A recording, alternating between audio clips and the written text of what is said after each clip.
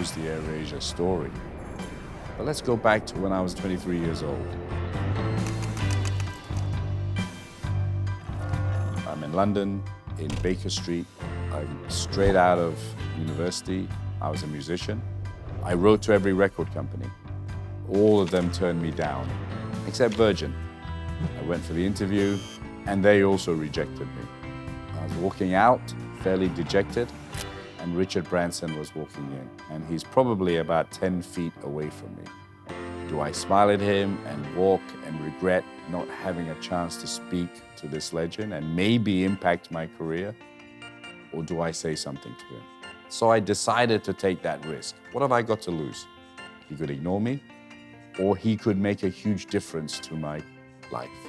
So I start talking to him about Sarawak, actually. I said, I think you look like the White Raja from Mr. Brooks from Sarawak. Fairly irrelevant, but it struck up a conversation. And then he suddenly said, would you like a cup of coffee? You're a very interesting guy. And we talked at length. And then he said, why are you here?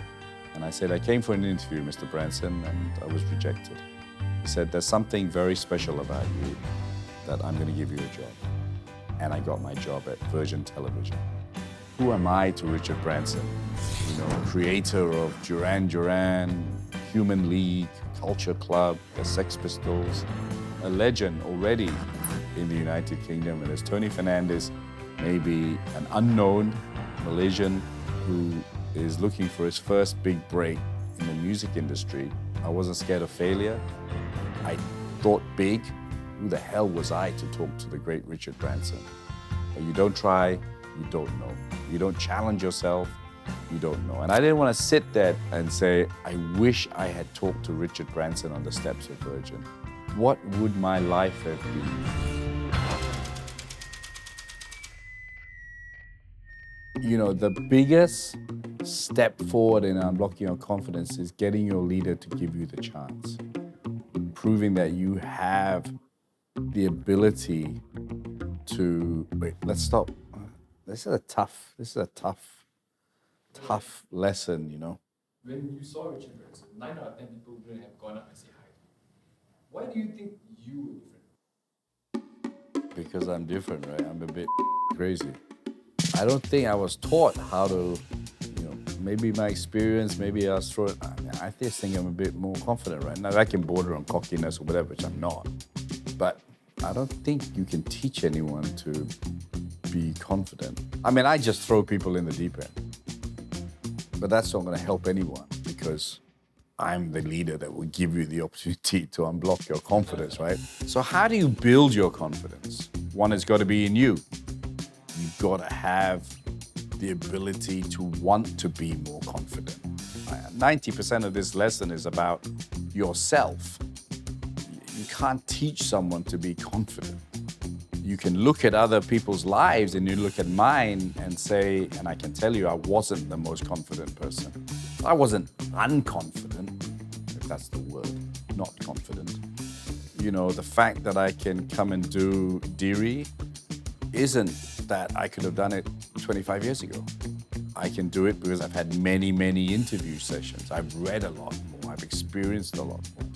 Confidence is not something you just get. It comes with practice. And the more you practice, the better you come and the better you build your confidence.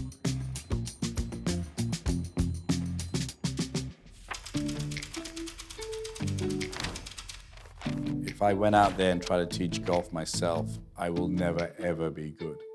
I need a mentor. I then have some friends who are very good golfers who have the patience to teach me, the patience to help me be a better player. Get a mentor and get people who are you're close with who can help you build your confidence. Cut out negativity. You are who you surround yourself with. Negative people can bring you down and unconsciously affect the way you think. You can't choose your friends, but life would be much more fun if you surround yourself with positive people and remove the unnecessary negativity around you.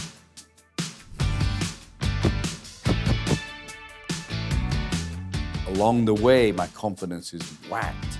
often when I think I'm getting better and then I play like an idiot. It's whacked by people who have plenty of time to play golf and have many lessons, even including drone lessons.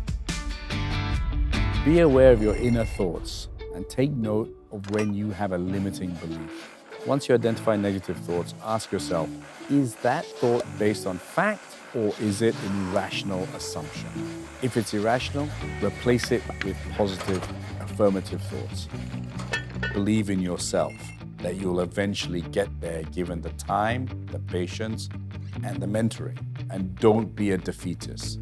Too many people, as soon as they knock, they give up. Be confident that you can bounce back, because that's the real mark of confidence building, is when you think you're doing well and then whack, you're hit and then you give up. That's the end if you give up, obviously. Ultimately, having the confidence to do things is the success that you want to ultimately be.